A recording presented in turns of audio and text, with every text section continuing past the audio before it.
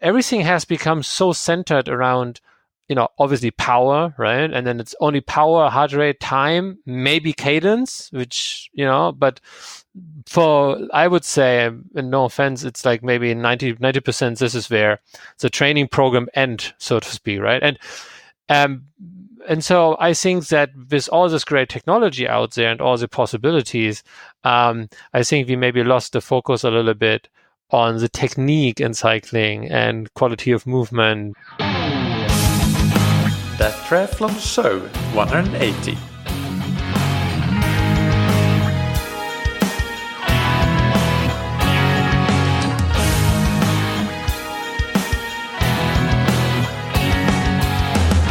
Hey, what's up everybody, and welcome back to another episode of That Triathlon Show, the podcast presented by scientifictriathlon.com. I'm your host Michael, and on today's episode I welcome back Sebastian Weber to the podcast. Sebastian first appeared in episode 169 called FTP, VO2 Max and VLA Max, What Triathletes Need to Know, and he is a sports scientist and very successful coach. He has coached athletes like Peter Sagan and Tony Martin, and he is also the co-founder of the physiological performance software called INSCYD that you've heard us talk about on that episode and in some other episodes as well. In this episode, however, we discuss cycling technique, or perhaps more specifically quality of movement and things like even holding a good aerodynamic position. And also we discuss a device called the Leomo Type-R and how that can be used to improve these important but easily forgotten aspects of cycling and triathlon cycling. Before we get into the interview, big thanks to our sponsors, Precision Hydration. You can find on Precision Hydration's blog, one of the most popular posts is about sodium's impact on performance. And there you can see that, and it's written by Andy Blow, by the way, and he writes there that, and links to a 2015 study that found that athletes who adequately replaced their sodium that they lost in their sweat, they finished a middle distance triathlon on an average of 26 minutes faster than those who did not.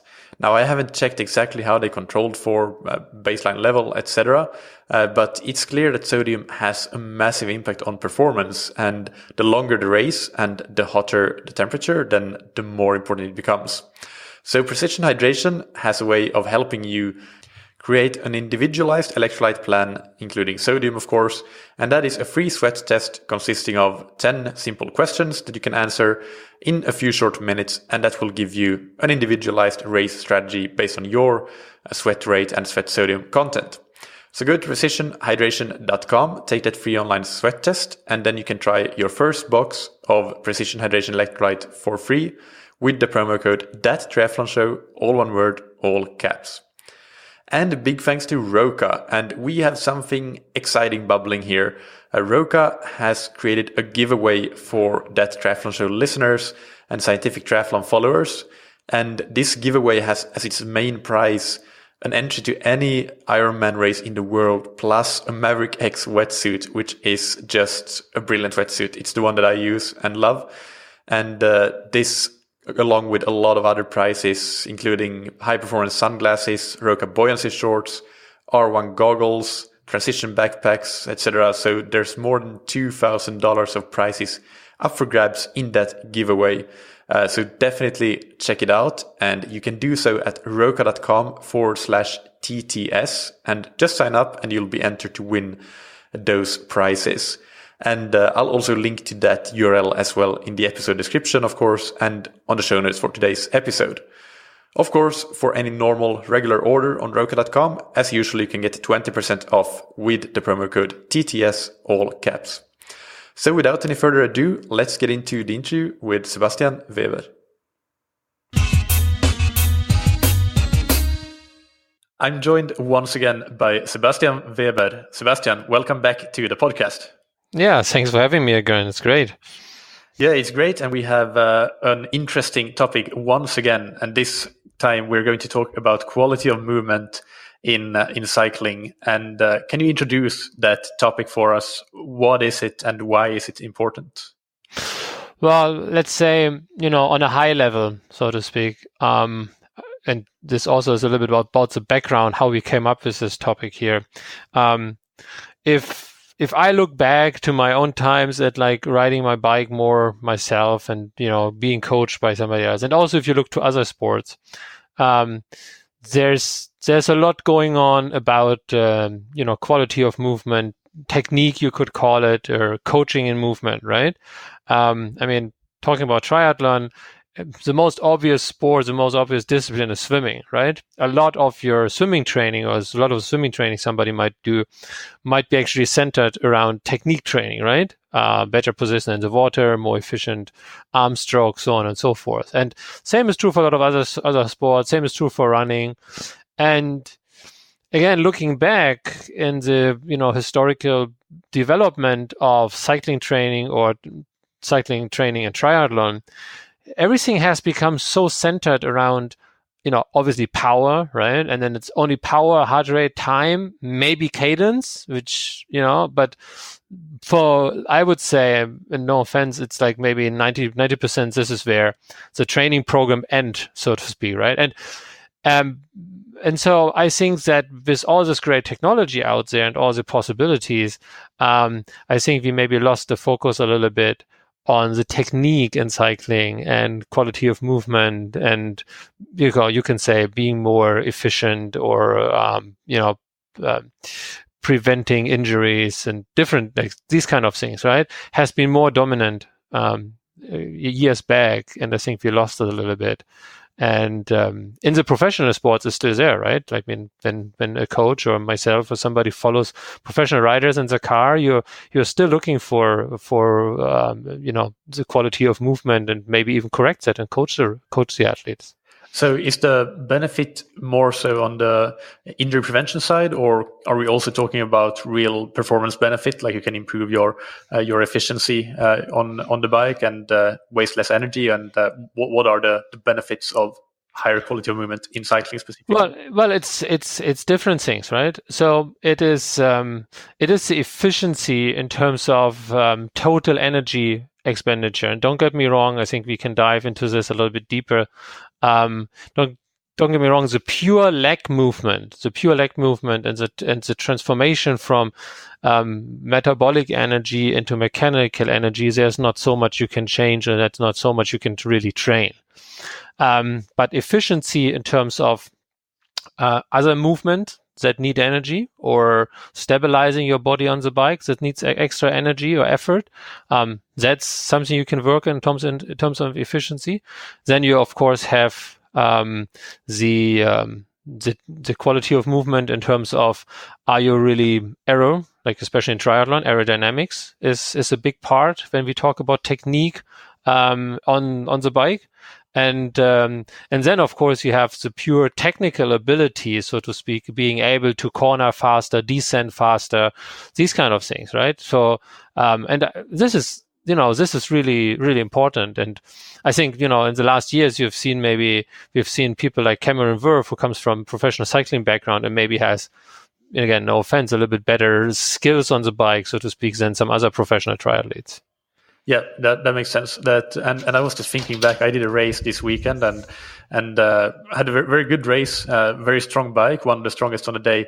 But I was thinking after the race, and when I was doing my race review, that I could have gained at least a minute and a half if I had pre-ridden the course, because then I would have been able to corner more aggressively than what I ended up doing, because it was a very hilly course. So yeah. All of those things, they do add up. It's not just about power. So. Totally agree. Yeah. There is a new kind of technology. It's a device called the Leomo Type-R that has gained some traction in recent years, maybe a couple of years or so. And can you talk about that, because you've been using it a lot, or to some extent at least? You can maybe tell us about how much you've been using it and what you're using it for. Yeah, I actually no idea how long it's really out. I've been using it for approximately a year now, in coaching athletes. So I mean, for people who don't know what it is, it's like a bike computer to start with. It's like all the functions, GPS and INT plus signals, like But additionally, it connects to some motion sensors, so some sensors which you can put on specific parts of the body of the cyclist or triathlete. And then these sensors will basically track the movements of the athletes on the bike. And I started to use it basically, I also do a lot of remote coaching, right? I live in the area where there are a lot of cyclists, professional cyclists. This is why I moved here. But at the end, obviously I can't follow the riders every day, right? So, of course, I did follow a lot in training, like following with a car or with a scooter, follow guys very closely like Greipel or Tony Martin or so on. But obviously that's not something you can, even not as a coach in professional sports, that's not something you can do every day, so to speak. And so I started using the Leomo mainly because out of that interest, to be able, so to speak, without leaving my house, so to speak, without the need to go outside and spend 5, 6, 7 hours in the car, being able to know what the athlete is doing in training in terms of movement and technique or quality of movement on the bike. So yeah, this bike computer tracks all your normal metrics in combination with the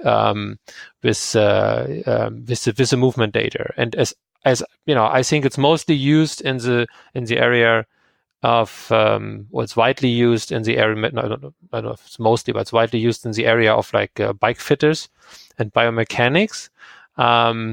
But for me, the main benefit really is in coaching athletes, and I think there's more and more coaches I've talked to using it, and it's definitely sneaking its ways into professional cycling. I know that I know several cyclists who use it in training, so to speak, right? Unofficially, because it's not like their sponsorship bike computer or something. But I know that a lot of professionals are using it in training to have a better control on and feedback on their quality of movement. Yeah, and I know that Hunter Allen and the Peaks Coaching Group, they've been pretty big on this device and been involved in the development of it as well. So that's an example of a big cycling focused coaching group. So not just bike fitting.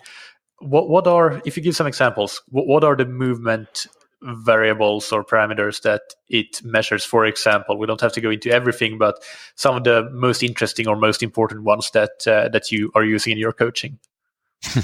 Well, so there's standard analysis or features built in, like looking at the smoothness, so to speak, of the pedal stroke. Obviously that's something what everybody would come up with, like, how smooth is my pedal stroke? So that's something the device is analyzing. It's analyzing foot and leg angles, so foot movements and leg movements. And I think especially in the world of triathlon, it's very interesting to look at what it does in terms of positioning of upper body and hip angles. So it can track hip movement, hip rocking and hip rotation, but it can also track, hip angle and also torso angle. So just, we don't have to make it too over complicated. I give you one implication straight away. If you are amateur recreational triathlete and you understand that aerodynamics are important, and we are talking about the most aerodynamic wheel set, helmet, position on the bike, right? We go to the bike fitter. We maybe do aerodynamic testing with a Garmin aero system on the velodrome or whatsoever.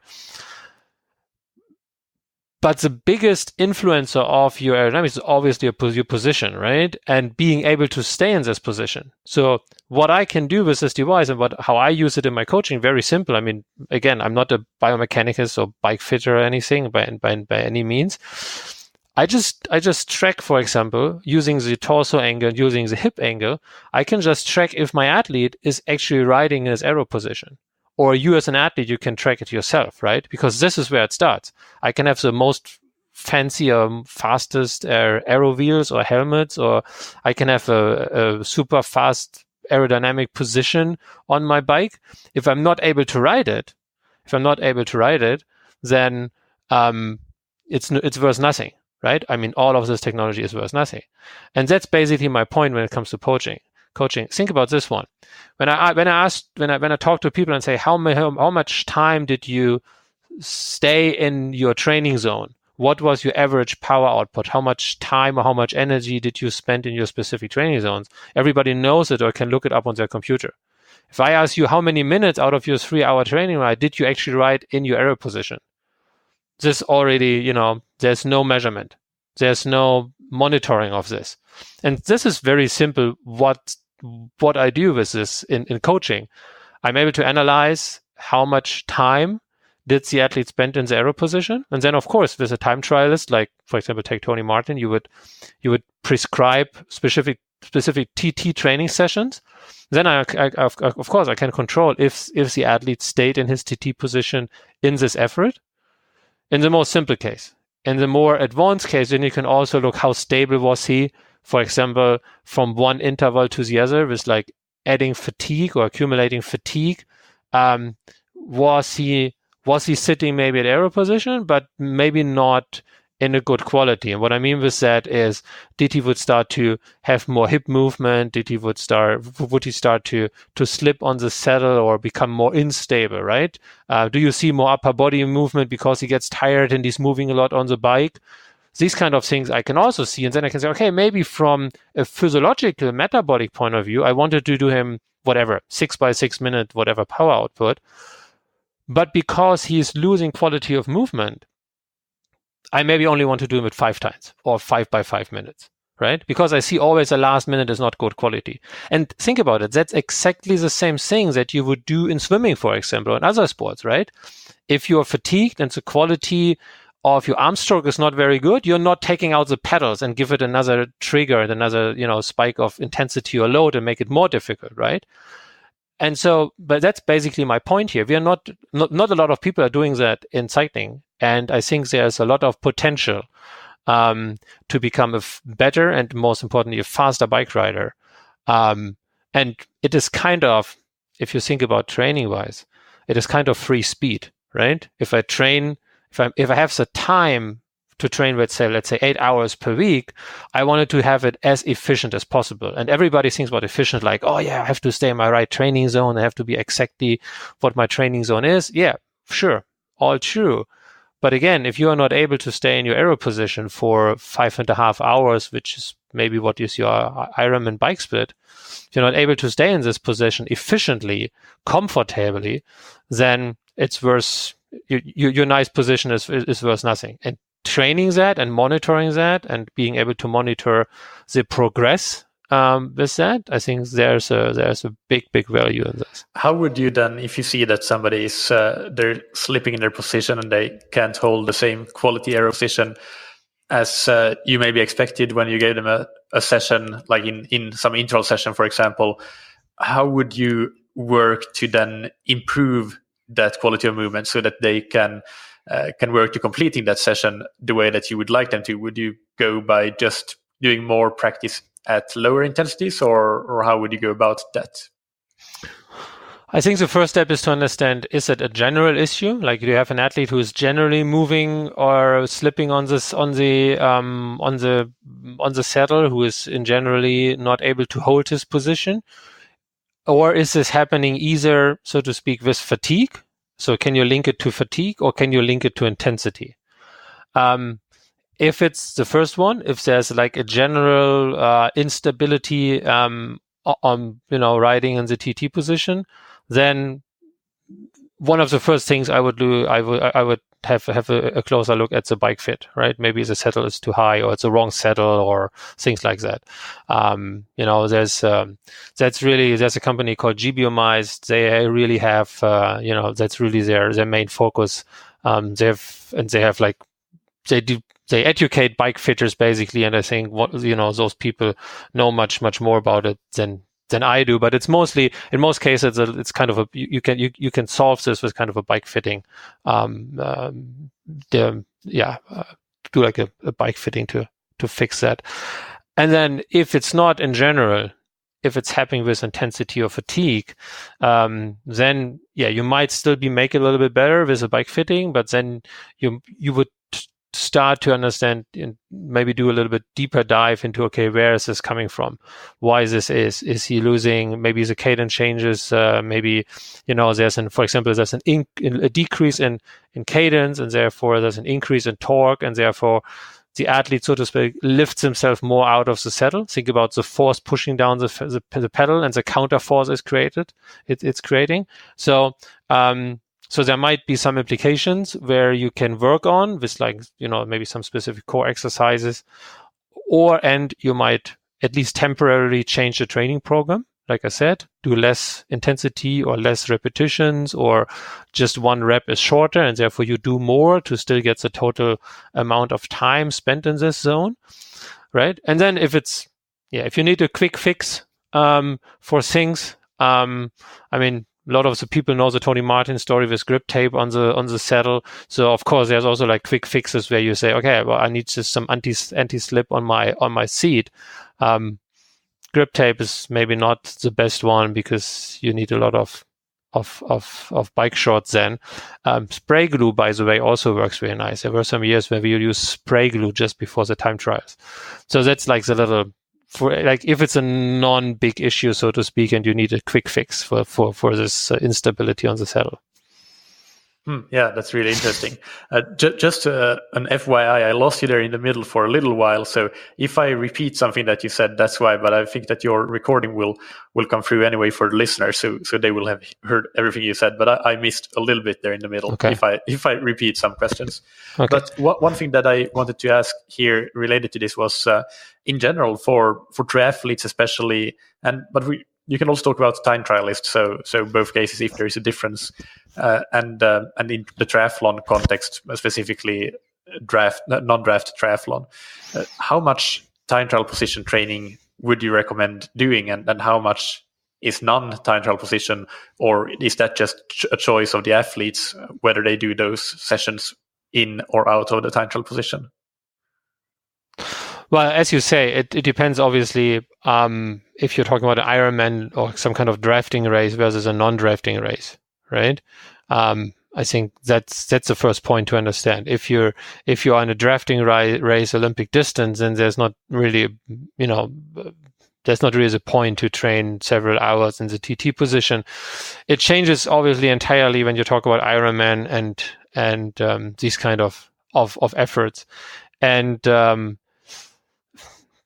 I think, honestly, there is no upper limit to how much time you should train in the TT position. Let's put it this way. You should be able to ride all your training in the TT position if you have to, so to speak, in a good quality, without that definitely the need that you have to do it. But you should be able to ride all of the majority of your bike training in the TT position without having pain, without having seating problems, without loss of quality of movement. And this is similar to like time trialing, like in the world of professional bike riding. When a guy like Tony Martin prepares for his world championships, he would ride up to like 5 hours on his TT bike. Just like every training, so to speak, would happen on the TT bike, and rarely something would happen on the road bike, right? So that's really important. And one indicator, for example, besides the quality of the movement and controlling that, this is like the deeper dive is okay. If you're a time trialist, or you're a triathlete, and your power output on the road bike or road bike position is higher than it is on the TT bike, then you definitely need to train more on the TT bike. Because when you're really accustomed, when you're really adapted to it, then, it should not be lower. That's homework for me personally then. And that brings me to another question as well. Would you recommend doing all sorts of intensities in the TT position? Like if you have intervals above threshold, for example, even up to VO2 max intervals, would you recommend doing them in the TT position or out of the TT position, or does that depend on whether you are already adapted to the TT position completely or not? What's your take on that? Well, in general, that's the goal, right? In general, you want to do your specific exercises in your specific position or technique, right? That's what that's what you want to do. And this is the same for other sports, right? If you are a butterfly swimmer, you want to do your race specific intervals in butterfly and not in breaststroke, right? Might sound silly, but this is how obvious it is, I think. Now in triathlon, your race intensity might be well below your threshold or VO2 max intervals or whatever kind of high intensity intervals you're talking about here. So there, it's maybe not that obvious, but then still, it's one of the highest stimulus, so to speak. It's one of the most, so to speak, demanding or difficult scenarios of training. You have the high intensity. So therefore, yes, you should be able to do all of those in your TT position. And I mean, in bike training for bike riders, that's a given. That's a given that you have to do the specific intervals in your specific position, similar to my swimming example. And if you can't do that, or is this kind of unknown to you, and you ask me about, okay, this is a goal, how do I get there? Then again, I would go back and say, okay, if you struggle doing this, then let's go into this issue and analyze it and find out why. And yeah, classically, I would just, again, jump on the scooter and follow the guy and see what's going on. Or like this other example where you use something like the Leomo to just, track it and analyze it, which then obviously has a benefit to it that you can monitor the progress, right? You can maybe have an idea why somebody's not able to ride the heart intensity and the intervals in his aero position, and you can also be able to monitor the progress. So that's a neat thing, which I'm doing also with the pro riders during the season, because there are seasons where they're part of the season where they use the TT bike more, and they're part of the season where they don't use the TT bike at all. And then when you transition from one part of the season to the other, then I think it's really helpful to understand how the adaptation to the TT position is coming along. Yeah, that makes sense. And I thought of one other thing as well, and that is the testing that you do to establish what your high intensity work should be. Like what power numbers you're looking for. I think that a lot of athletes, they're doing their tests, perhaps your INSCYD tests with your software, or just classic FTP tests sitting up, because that gives them higher power numbers and it's sort of an ego boost.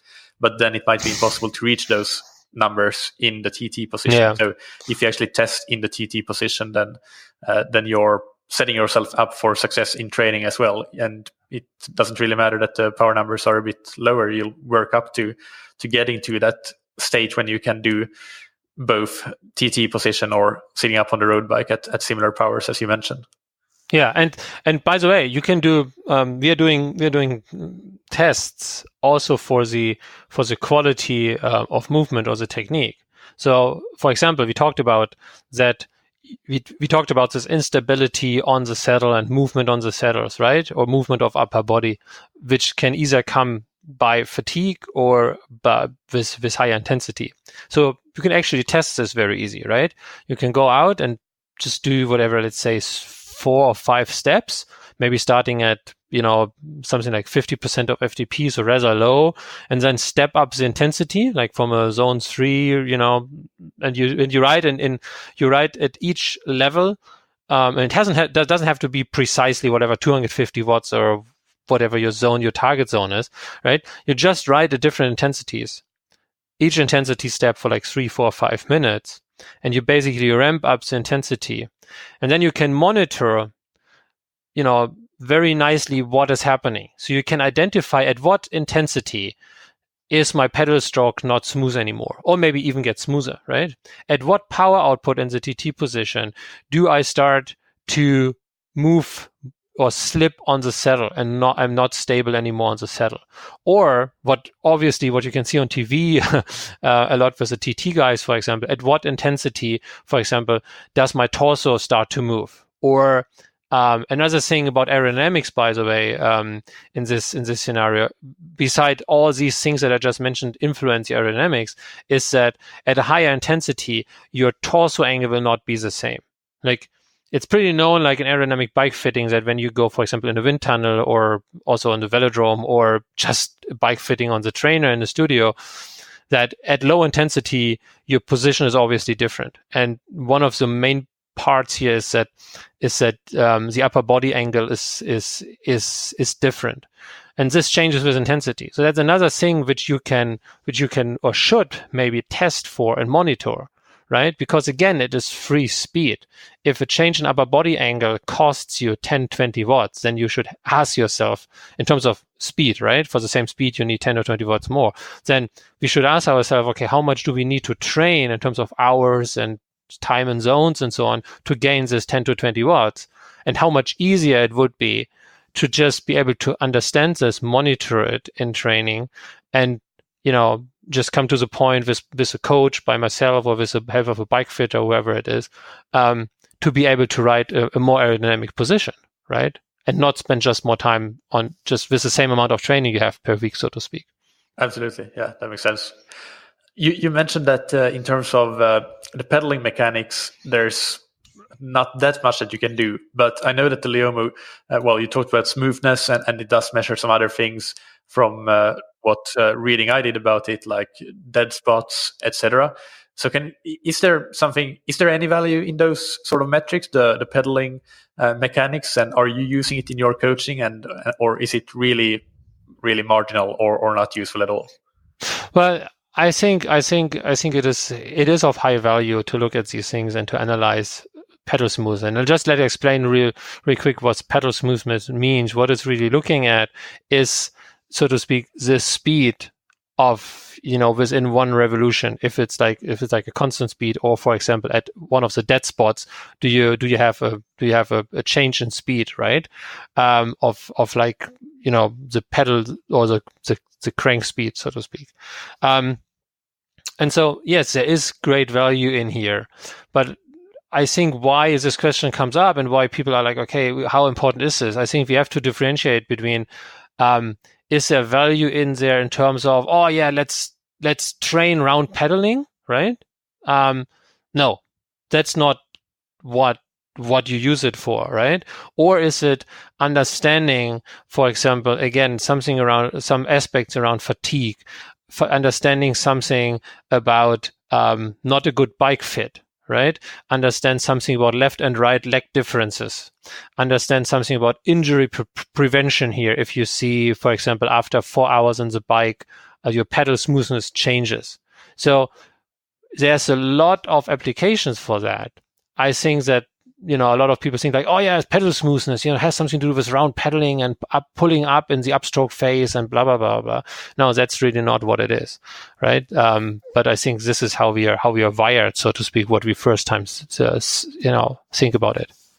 Yeah, and it makes sense. For example, the example with the 4-hour ride, if the pedal smoothness changes and you can see a chart of it decreasing, then that's easy to see. It's an individual trend. One other thing because we have pedal smoothness with some parameters, for example, Garmin has their cycling dynamics, so we can see that with Garmin vectors. Yeah. But the thing that I think is I don't have any idea what is a good reference number for pedal smoothness. Is that something that you've established, or what you're looking for? Can you compare riders individually, or is it really an intra-individual aspect of the movement quality? Yeah, I think we are not, in terms of, biomechanics and cycling, we are not as far down the road as we can understand, okay, this is a general number. It's not like your VO2 max or body fat number, because this is high, this is low. Because as you say, it's really individual. But I give you one example. Where what was really very interesting, and this is, I think, how you can and should use it. It's about so what you get, for example, from the software which comes with that. What you might want to look at is the pedal smoothness at different intensities, and also at different cadences, at different RPMs, right? So I give you one example. When we tested Cameron Wurf last year, with that system, or we analyzed his training with this system on a bike parcours, which was part of an Ironman parcours, so in really realistic conditions. The interesting thing is that his pedal smoothness had the best score at exactly his race intensity and his race power and his race RPMs. And so this is the way to go here, to understand, well, maybe you have a great pedal smoothness, right? Maybe. But maybe it is at 100 watts at 70 RPM. So it's not important, because if you race your Ironman at 250 at 75 or 85 RPM or whatsoever, then look for this, right? Or if you're a time trialist and, maybe in training, you always have a super great, like it's called dead spot score, right? So again, talking about doing dead spots in the speed or acceleration in the pedal stroke. Maybe it's super low, but maybe its intensity you're interested in, it is very high. And this is your comparison. This is your benchmark, so to speak, right? Because if in general you are able to have a smoother pedal stroke at some kind of circumstances, at some kind of RPM or power output, then there's your reference point. And this is the goal you can use to train for, right? And so this is where it starts. Understanding your pedal smooth, and this is again what the software that comes with it does automatically. Understanding dead spot score and pedal smoothness at different intensities and different RPMs, and then compare this to the use case you're interested in. Compare this to your TT effort or your Ironman effort or half Ironman effort or whatsoever, right? And then you have a goal to work towards. Yeah, that makes sense. So we've heard a couple of really good examples already of movement quality in general. Are there any other examples that come to mind where you've worked on this with athletes, with any aspect of movement quality that you can think of that would be interesting to share with the listeners? Well, look, if you want to, like what we talked about so far is like the standard application, right? If you want to go a little bit into the nerdy direction or into the direction of what is maybe, I don't know, maybe even coming out per default out of the device.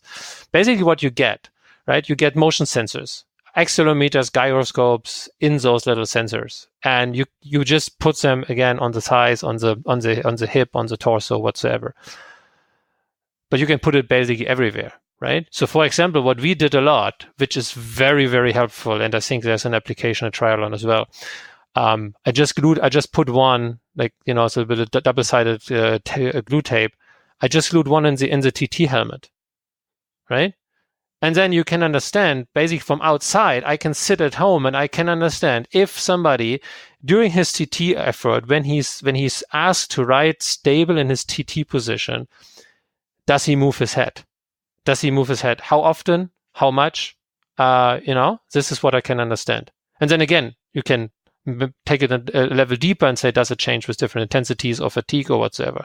But I think this is, just think about the decision of buying a helmet, long tail, short tail, right? The general perception is, long tail is not as good because when you move your helm, when you move your head a lot, then, the tail sticks up and these kind of things. But in general, right, it's part of quality of movement. It's part of how good are you technically riding your TT position. Right? So maybe you force yourself riding the TT position, but it results in a compensation movement, moving the head around, right?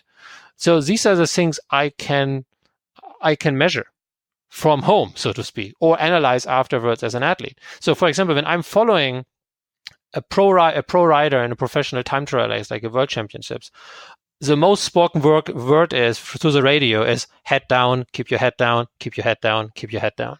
Because it's aerodynamically so important, right? And now I just stick one of these sensors in the helmet, and there's even a map next to it. I can even understand where on the parcours was he able, to keep his head in the right position. So, for example, the head maybe comes up, but then maybe on the map I see, there was a corner, right? So, of course, the helmet would come up because he had to see a little bit better. He had to have a better vision. So there's kind of no limit on like the applications. Like the helmet is one of the most, I think, compelling, applications of it. We've played around, put it on shoulders. Like if you heard about the shoulder shrug, to be more, more aero, right? I even glued one on a water bottle, because every time the athlete drinks, the accelerometer recognizes it, and then I can understand how often the athlete, took out the bottle, and in terms of hydration. So there's all kind of a little bit nerdy, crazy stuff you can do with that. Yeah, that's a brilliant example with the helmet, especially. I think that's incredibly smart. So yeah, it really opens up a whole new world with this kind of technology. Yeah, I mean, you could put it on your hands, right? You could put it on the hands, thighs, obviously. Helmet shoulders is something very, very interesting. And then again, even funny things like the water bottle. I mean, this can help, right? Because how many athletes, dehydrate or forgot to drink, and how much, as a coach, as a coach, how much control do you have about this? How much knowledge do you have about how regular your athlete drinks? Nothing. Zero. Yeah. Right. So, how much, like the same thing, right? I can ask an athlete, how much time did you spend in your training zone? Yes. How much time did you spend in your aero position? Nothing. How much time did you spend holding your 300 euros aero helmet in the correct position? Right. Also no information. And now I do have this, and this is coming back to your initial question. This is why and how I use it, right? I know that there are other people out there who use this technology in a much deeper way for bike fitting and stuff, but for me, it's really just the coaching, right? It improves the coaching so much without the need to add more hours to the training. Yeah, but this is a device then that.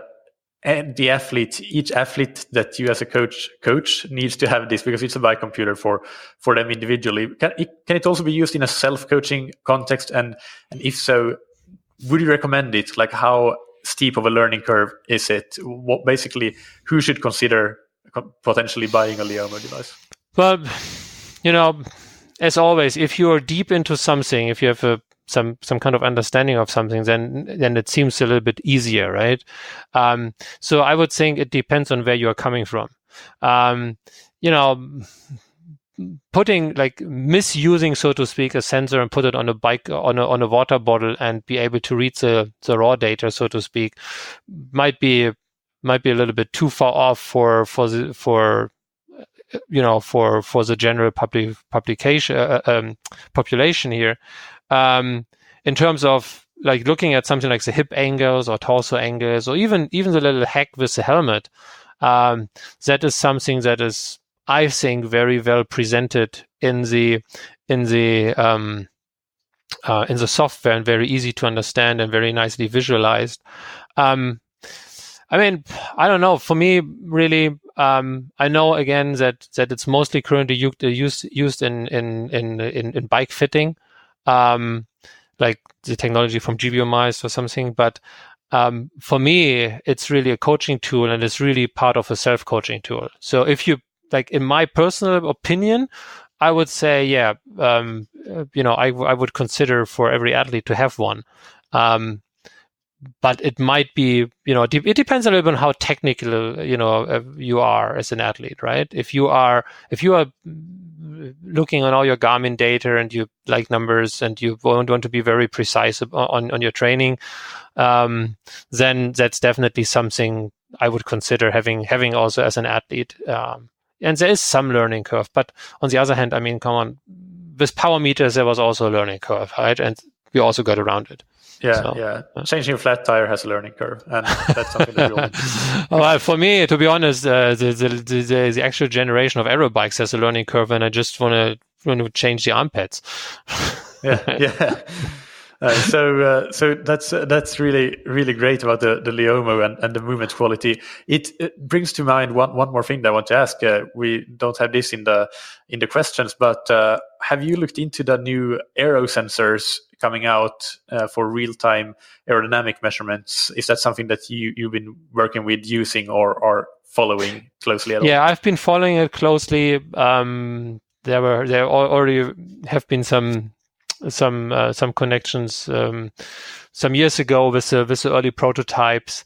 So that's for me a very, very good technology, a great technology, which you might want to use, really, and it is kind of I see it in terms of triathlon training or TT training. I see it as a connection point between the power meter and your, like what we just talked about, some kind of quality movement control like the Leomo. Because it tells you like your CDA values in real time, right? And it even computes your CRL values pretty good. So it tells you CDA as basically the marker for aerodynamics. And then you would still not be able to understand directly from that number when it goes up or down, or is better or worse, or lower or higher. You would not necessarily understand why this is. And this is then basically where the Leomo kicks in, and it tells you, okay, your CDA went up because your torso angle is different, your hip angle is different, your shoulders are different, your helmet is different, right? So the arrow stick is something like, you could see it like the arrow stick is something like your running economy, which tells you, okay, this is how aerodynamic you are, but it doesn't tell you why. And this is where basically the Leomo kicks in. Yeah. And by the way, I saw on the Leomo website that they also use it for strength training, for example, like measuring hip angles, etc. in powerlifting. But I was thinking, can it be used while running? Like, could you have your coach could be on your scooter next to you running with that computer, and you have the sensors on you? Could that be a possible use case? Yeah, that was one of my first questions when I first saw it. Can I use it in running? I used it in running in a specific test scenario with Cameron in January this year. So there are some implications and use cases how you can use it in running. There's also a new technology called LVS out there, but I think we don't have to dive into that too much here, because this is really a coaching application tool, and not for the athletes, I think. But yeah, there are some use cases in running, and I think running will be the next big thing there in analyzing, your running technique. I think there will be more to come. I also ask about swimming, because as you might know, I work with some swimming federations. So, and then obviously in swimming, the movement is also highly important. But unfortunately, there's an issue with transmitting the data through the water. Yeah. So that's an issue. But yeah, I think we will see something in running with that technology, and it might be even more exciting. And then swimming might be something as well, but there's more technical issues. Have you worked with, there are some alternative devices for swimming, like I think it's called Triton, a Canadian device, and then there's a Finnish company, TrainSense, that makes a smart paddle, like a really small finger paddle that I've actually tried. And I don't know exactly how the Triton works, but I know that the Norwegian Triathlon Federation uses it, among others. Yeah, have you used any of those or similar? Yeah, so there are some connections between Triton and INSCYD because Triton give you, like, what Triton basically mostly does for you. It's like monitoring all your swim training. It understands swimming times, strokes, so stroke rate, gliding times, what kind of stroke you're swimming in, obviously speeds, and it just monitors all these things for you, right? So think about it as your swim computer, similar to your Garmin watch or your SRM power meter, right? That basically monitors all your training data, like you would monitor cadence and heart rate and speed and power and these kind of things, or torque and altitude. And this is basically what Triton is in swimming, right? It monitors like your complete training. You could afterwards say, okay, whatever, this is the speed and this is the number of repetitions I should have done. This is what's prescribed on my training schedule, and compare it to what the Triton measured for you, and so you don't have to write it down while swimming or something. And then the other one, the Finnish one, is a really, really great piece of technology here, which can really analyze like your arm stroke and these kind of things in a highly precise way. That's I think at this given moment, not so much a day in, day out training tool, which is used by the athlete. I think at this moment is a little bit more still a diagnostic tool, but I think there's a potential that it becomes more, of a training tool in the future. So there's definitely a lot of exciting technologies out there for these kind of things. Okay, and final question then: are there any updates, anything exciting that you're working with INSCYD, your software, or any other projects that you want to mention? Well, there are some. There are some, I think, very exciting things coming up about training, looking more deeper into what you're doing in training, and also about pacing, especially in Ironman or triathlon. But I don't want to touch on this really. Just a little teaser. what it's all about. Well, look. I mean, what we do have in the pipeline, what is coming out very, very soon, is a new version of our power only testing. It is much more versatile in terms of obtaining the data. So that's a big step. That is an update of an existing function. It's a major update, and it's basically we're starting to morph the lactate testing with the power only testing. So it's really these two worlds. Like if you think about critical power curves or power duration curves and W prime and these kind of things, we're really morphing it into the pure physiological part, because you want to understand how critical power is composed, how W prime is composed. That is one part that is already in the beta phase, so very, very far with that. With the other part where you ask for teasers, it is mainly coming from our users, especially in the world in triathlon, that actually a lot of people are doing testing with INSCYD for pacing and fueling strategies. So you might have seen one of the publications about Cameron last year. It's basically, basically tackling the question: how much energy should I spend on the bike, and how much energy should I spend on the run? How much do I need to eat? How fast can I run?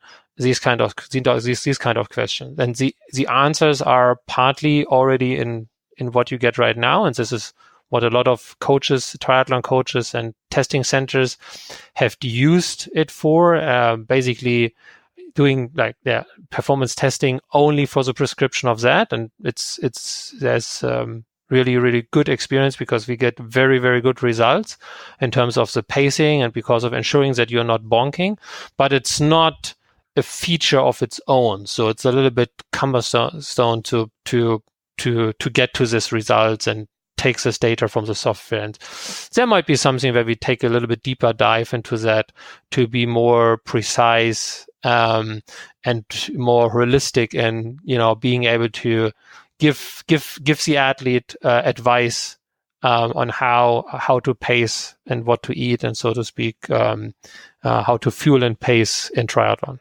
All right, perfect. And for those interested in more about that, go and listen to episode 169 when Sebastian was on last time and talked about FTP, VO2 max, and VLA max, and things related to the metabolism of exercise physiology and how it applies to endurance sports and what power is composed of, and many other interesting things, and including how you can actually test and measure these things and work on them. So that's about it for this interview. Sebastian, thank you so much for coming on once again and sharing your knowledge. Thanks for having me again. It was great. Thank you. All right. I hope that you enjoyed that interview. The main takeaway really for me here is that it's not so much about whether you use the Leomo Type-R or not. We actually did talk about this with Sebastian before the interview, and he made it very clear that this is not the Leomo episode, but it's the movement quality episode. And it's entirely 100% my fault that Leomo is in the title, because, hey, I just think that more people are going to find this episode on Google. So I'm really not trying to promote the Leomo, but trying to promote my podcast. Either way, so that's not the point. The Leomo isn't the point so much as the movement quality. And the point here being, do not ignore how important that is, even though cycling seems simple enough. Its movement quality and technique and position has been swept under the carpet a bit. And the cycling and triathlon world is becoming more and more single-mindedly focused on power, as we discussed. And if you want to become your best you as a cyclist, then you shouldn't get single-mindedly focused on anything. You need to have a broad view and be aware of everything that influences cycling performance. And movement quality is one of those things. So you want to make sure that you get that right and have that in mind with or without the Leomo.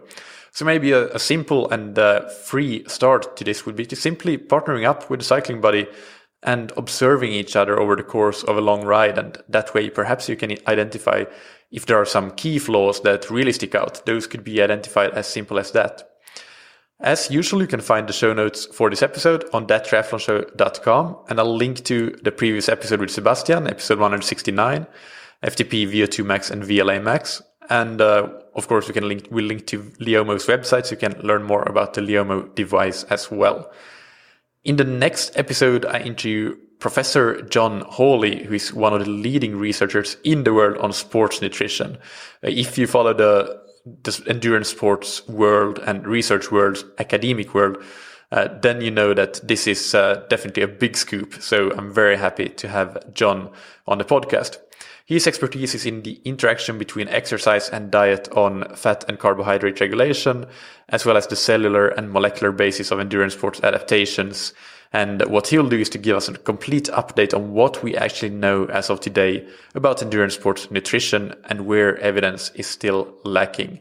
So you definitely want to subscribe so that you don't miss that episode, because it will be a doozy, I think. And finally, I want to mention the INSCYD testing, INSCYD metabolic testing. If you listen to the previous episode with Sebastian, this is kind of timely because I haven't really promoted it since launching that service. But you can learn everything about it on scientifictriathlon.com. Just click the INSCYD testing tab in the menu. And I have tested around about 30 to 40 athletes since launching the service, and mostly podcast listeners. And the feedback so far has been really, really amazing. And one thing in particular that I want to mention and highlight that I keep hearing is that the information that I give you as part of signing up for the service about interpreting and actually applying the results. I get this feedback all the time that information is super helpful and really practical and actionable. So you don't just get numbers that tell you that this is your physiology, but you actually get an action plan and a strategy for moving forward and how you can improve your cycling based on those results. So I'm really happy to have received great feedback on that, and check out the INSCYD testing tab on scientifictriathlon.com if you want to learn more and make the most out of your bike training. Big thanks finally to our sponsors Roka, that you can find on roka.com. Be sure to go and sign up for that giveaway. It lasts for 3 weeks until the 26th of May, and it's on roka.com/TTS. And thanks to Precision Hydration, that you can find on precisionhydration.com. Take their free online sweat test to get your individual hydration strategy and get your first box of pH product for free with the promo code ThatTriathlonShow, all one word, all caps. Thank you, as always, for listening. Keep training smart and keep loving triathlon.